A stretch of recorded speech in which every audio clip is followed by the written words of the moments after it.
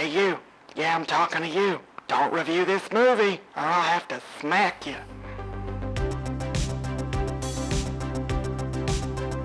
What is up, Netflix fans? Welcome back to my channel. Today we are talking the brand new horror film that just dropped this weekend. This is Don't Listen. I need you in the comments down below. You can listen to this review though.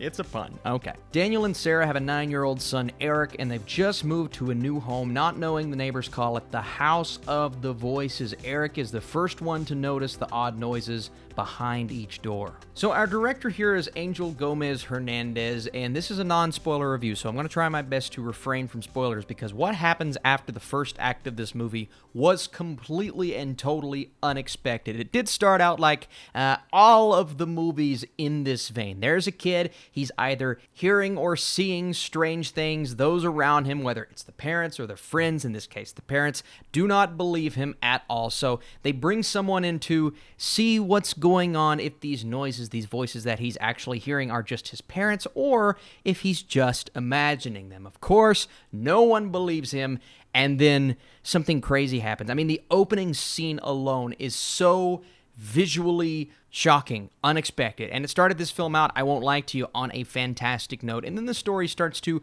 fall into the tropes that I was just talking about until an event happens. Now, I won't say what that event is. All I will say is the father seeks out and brings in a paranormal investigator, and that's where the film really ramps up and turns into something that I believe could have been better.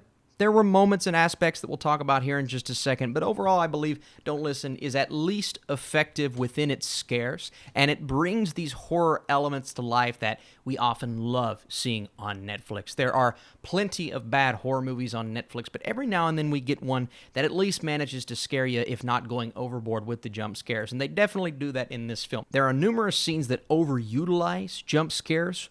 Characters are making kind of dumb decisions. One scene in particular where one of our characters, she's looking underneath the bed and then she sees something on the other side. So she raises up and no longer sees that creepy thing. She goes back down, sees it again, comes back up, goes back down, comes back up, and the whole time I'm sitting there thinking, I know this is intended to build us up, right? They're building intensity towards that jump scare, and sometimes that pays off, but one too many times in my opinion, and I was questioning the rationale of that specific character. And there are other characters who see and notice things, whether it's flies coming out of the wall or strange things in this house that they could easily at least try to get taken care of, and they almost ignore it and avoid it. And it's these kinds of decisions in horror movies that I often question. And then there were a few aspects about certain performances that I did not love, whether it's overacting or just not giving us the intensity that we need in that specific scene. But overall, I think the cast does fit, and a couple of emotional scenes that I will admit really got me. So we'll talk about when the movie starts to ramp up. The paranormal investigator comes in. He's dealing with some demons of his own, as is this father. They're trying to figure out where these voices, whether it's the voice in the walkie-talkie or the voices within or behind each wall, where they are coming from. And then the paranormal investigator, he has a daughter who is, of course, there always has to be that one character, skeptical about the entire situation. Even when she sees something, she doesn't know if she can believe it or not. And then they investigate. The tension ramps up. The movie starts to become more interesting. And while it did get a bit over-convoluted at times, I was at least a fan of the imagery and the way that the story had just shocked me after that first act. Because again, when you realize what this movie is actually about, maybe not what you're expecting at first,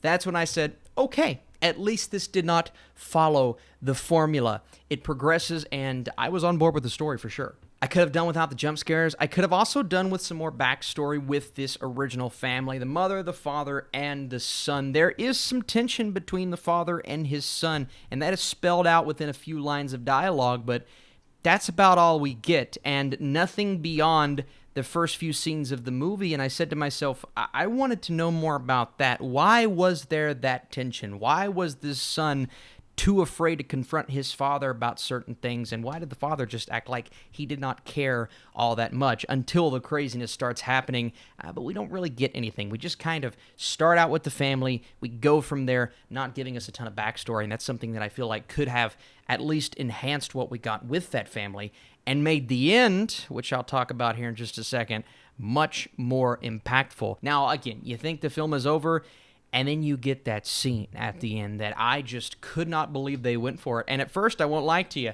I was upset. Then I started to think about it and how everything kind of came full circle, and I said, I believe that actually worked. It made sense with the characters. There's a beautiful parallel between the opening shot and the final moment that we see on screen. So some interesting things about this movie for sure. It's definitely not perfect. I could have done without some of the easy jump scares and more build up with the characters, but a nice attempt for a movie that I think will scare some, and that's what we're watching this movie for in the first place. They did a great job with the imagery. So as for my score, before I get to that, I appreciate you guys for watching. If you want to drop this movie a thumbs up, if you want to see more Netflix reviews, stay tuned, subscribe to this channel. As for my score, though, I'm going to go with 62% for Don't Listen. I just like some of the techniques that they used. I thought the story was interesting and shocking. I think that's the key word here. And made me fear walkie-talkies. Not really, but I appreciate you guys so much for watching this video. Stay tuned tomorrow morning, going live, answering your all's questions, so come back for that. Going to be a lot of fun. And then this week, couple of big reviews you guys are going to want to stay tuned for. I'll see you soon.